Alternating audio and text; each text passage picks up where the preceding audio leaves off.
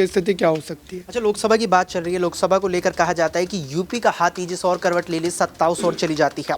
UP की बात है, अखिलेश यादव साथ हैं, लेकिन यहाँ लगातार ही कांग्रेस नेताओं के द्वारा बयानबाजी मायावती को लेकर चल रही है, जबकि मायावती को लेकर अखिलेश अपने तेवर साफ कर चुके हैं कि वो दूरी बना लेंगे गठबंधन से अगर मायावती अंदर आती हैं। तो इसके बाद भी क्यों कांग्रेस नेताओं के द्वारा मायावती को लेकर लगातार बयानबाजी देखने को मिल रही है?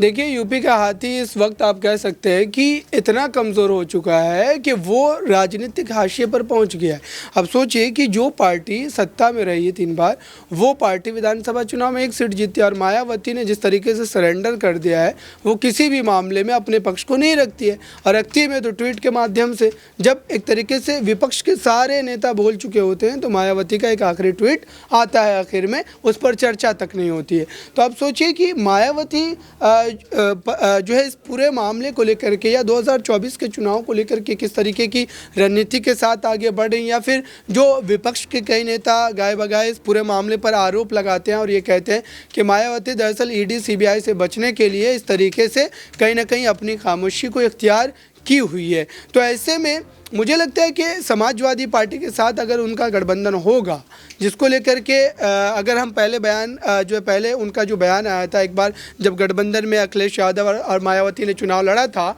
उस समय मायावती ने चुनाव के नतीजों के बाद ये कहा था कि जो दलितों का वोट बैंक है वो सपा को तो मिला, लेकिन सपा के जो कोर वोटर्स है, जो यादव है, वो जो है मायावती के प्रत्याशी को वोट नहीं दिए। तो इतनी करवाहट के बावजूद भी क्या मायावती जो है गठबंधन में आएंगे, और अगर आएंगे तो सबसे बड़ा मामला ये कि सीट शेयरिंग को लेकर के क्या स्थिति होगी, क्योंकि अखिलेश यादव खुद चाहेंगे कि उत्तर प्रदेश के वो सबसे बड़े विपक्ष के लीडर हैं, तो वो सबसे ज़्यादा सीटों पर लड़े। और मायावती तो दावा भी नहीं कर सकती क्योंकि उनके पास सीटें ही नहीं है। तो अखिलेश यादव के पास कहीं ना कहीं एक मौका है, लेकिन मुझे लगता है कि ये एक जो है कयास आराई ज़रूर है, लेकिन इस पर किस तरीके से स्थिति बनेगी वो आने वाले दिनों में ही स्पष्ट हो पाएगी।